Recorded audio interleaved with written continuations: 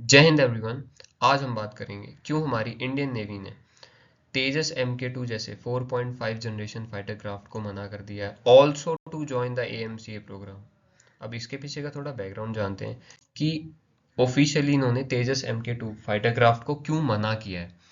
Basically जो तेजस MK2 fighter craft है, ये फॉर द नेवल स्टैंडर्ड्स के हिसाब से एक फाइटर क्राफ्ट हल्का होना चाहिए, उसकी पेलोड कैपेसिटी अच्छी होनी चाहिए।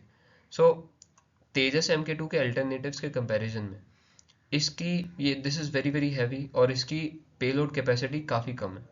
नाउ ये एक मेजर कंसर्न बनाती है इंडियन नेवी के लिए, क्योंकि इफ़ वी कंसिडर हमारे नेबर्स को, our neighbours have already tested fifth gen I mean six generation fighter craft like J50 J36 fighter craft उन्होंने ऑलरेडी टेस्ट कर चुके हैं, उनके पास में है।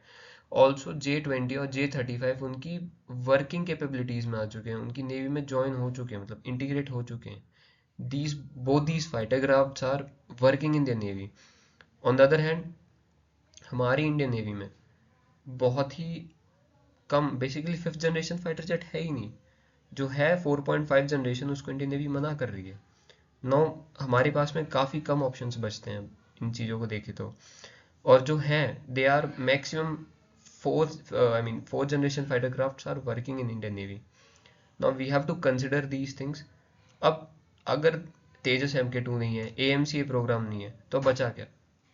What are the basic alternatives of the programme? Basically जैसे AMCA प्रोग्राम है, that is for the air force. We have TEDBF which is twin engine deck based fighter programme. Basically HAL ने, DRDO वगैरह ने Indian navy के लिए similar programme निकाला which is TEDBF। मतलब basically similar है ये AMCA प्रोग्राम के की तरह ही। अब इसमें मेन एम क्या है? That is to integrate 4.5 generation fighter craft for the Indian navy by the time of 2038 and 2040। Basically service entry आएगी यहाँ, मतलब ऑपरेशनल जो बेसिकली जो हमारे एयरक्राफ्ट हैं TDBF के अंदर बनेंगे, वो 2038 टू 2040 के अराउंड ऑपरेशनल हो जाएंगे। ऑल्सो उनके प्रोटोटाइप जो बेसिकली चाइना ने six generation fighter jets J50 J36 अभी टेस्ट कर चुके हैं, वो इंडिया 4.5 जनरेशन फाइटर क्राफ्ट के साथ में 2029 एंड 2030 में टेस्ट करेगा, which is very very concerning. देख रहे हैं आप कि चाइना कितने बड़े लीप के ऊपर है as compare to India. So basically again है ये चीज़। अब क्या कर सकते हैं इसके लिए? अगेन अल्टरनेटिव ऑप्शंस काफ़ी कम बच जाते हैं हमारे पास में, कि जैसे हम रफाल को इंटीग्रेट कर सकते हैं। अब रफाल को इंटीग्रेट कर तो लें, अगेन इसमें सोर्स कोड की प्रॉब्लम आती है। France has not provided us the source code, हम उसको अपने हिसाब से इंटीग्रेट नहीं कर सकते, उसमें ब्रह्मोस नहीं लगा सकते हैं एंड सो ऑन। तो वो एक मेजर कंसर्न हो जाता है। अगेन डिस्पाइट द फैक्ट कि हम आत्मनिर्भर उस चीज़ की तरफ जा रहे हैं, again Indian navy has integrated, ये एक शॉर्ट टर्म सॉल्यूशन की तरह है। 26 Rafale fighter jets already integrate हो चुके हैं। अब यही एक हमारा मतलब फ्रंट एंड, एक फ्रंट स्टैंड है कि ये जो रफाल खड़ा है बस यही, और कुछ नहीं। If you have a look कि जो हमारी नेवल फ्लीट है, नेवल एयरफोर्स की जो फ्लीट है, उसमें क्या कुछ है? बस एक ये MiG-29, सिर्फ और सिर्फ ये MiG-29, और वो MK कुछ काफ़ी काफ़ी कम MK2 एंड ये MiG-29, most of these MiG-29s are in operation. So if you are having look, तो हमारी इंडियन नेवी की जो एयरफोर्स है that is very very weak as compare to China. Again लड़कों में कोई कमी नहीं है, हमारे जो इंडियन नेवी के जाबाज ऑफिसर्स हैं, there is no set, basically उनमें कोई कमी नहीं है। बट इट्स द टेक्नोलॉजी जिसमें we are too much far behind as compare to China.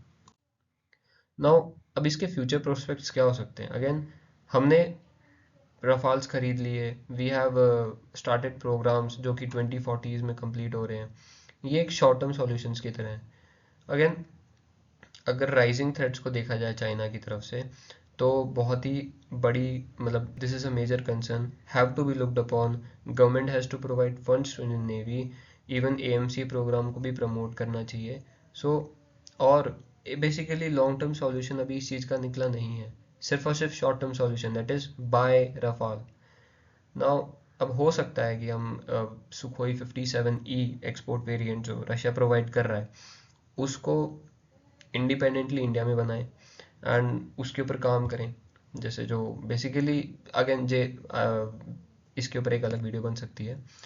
Now despite the fact जो भी है, again navy is too strong as compare to again smaller threats है तो हैं भाई, पाकिस्तान के कंपैरिजन में we are too strong, but still we have to consider the rising threat which is from China.